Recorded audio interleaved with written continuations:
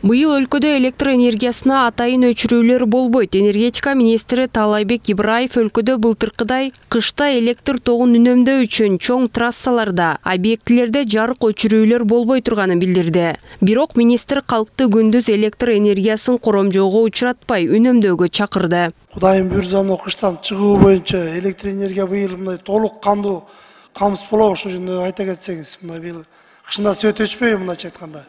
Жок, эми биздин эң биринчи энергетиктердин жана тепловиктердин милдети, кыргыз көмүрдүн милдети бул элдерди жылуулук менен, жарык менен алып чыгыш керек.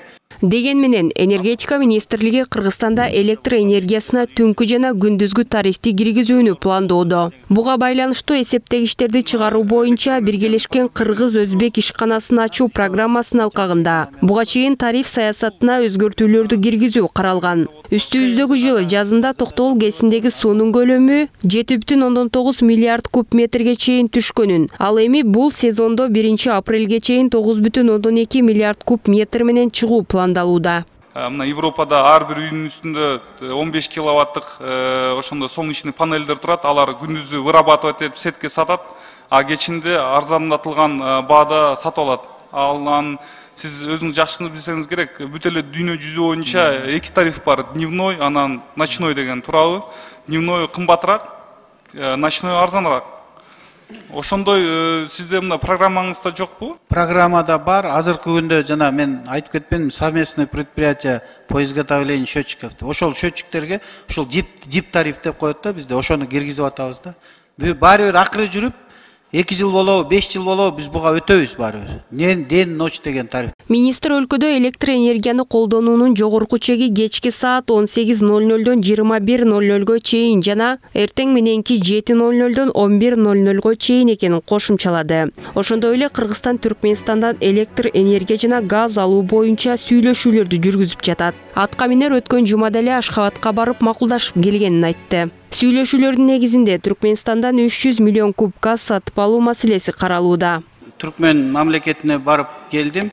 Ошо жерден Кудай буйрса азыр процедуралары, контракттын процедуралары жүрүп атат. Ошо жерден 2 миллиард киловатт саатка макулдашып алып келдим. Азыркы күндө дагы 350 миллион куб газды сүйлөшүүлөр жүрүп атат. Баасын биз бердик. Азыркы күндө мен биринчи замым ошо жерде Ашхабадта, кайра ошол Ашхабадга кетти, ушу баасы боюнча. Экинчи маселе, азыркы күндө Кара Жыра разрези менен көмүргө контракт түзүлдү. Ушул айда Кудай буйрса 18 тонна алып келебиз деп атат. Азыр 130 вагонду станция разрез Кара Жырага бүгүн кубалап киришти.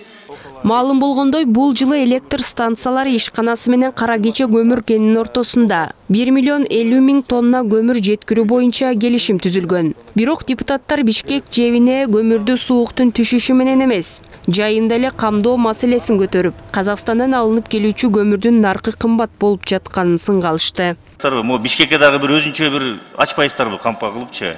Ачып туруп ушул боюнча жанагы биздин элдерге ошол жерден бир баасын коюп берсеңиздер, канчадан анын баасын өзүңүздөр чечесиздер.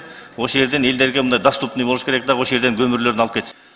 Бүгүнкү күндө Казак мамлекети дагы запрет коюп койгон, уже 1 ай болду. Алар өздөрү да койгон. Өздөрү Казакстандан чыкканга запрет коюп койгон. Ошон үчүн Таластагы көмүр кымбаттап кетип атат да. Таласка Маймакка Казакстандан келчи жылыга. Бизде проблема болчу меселе, Шабыркул келчи эле Маймакка, ошол эле Кара Жыра келчи эле.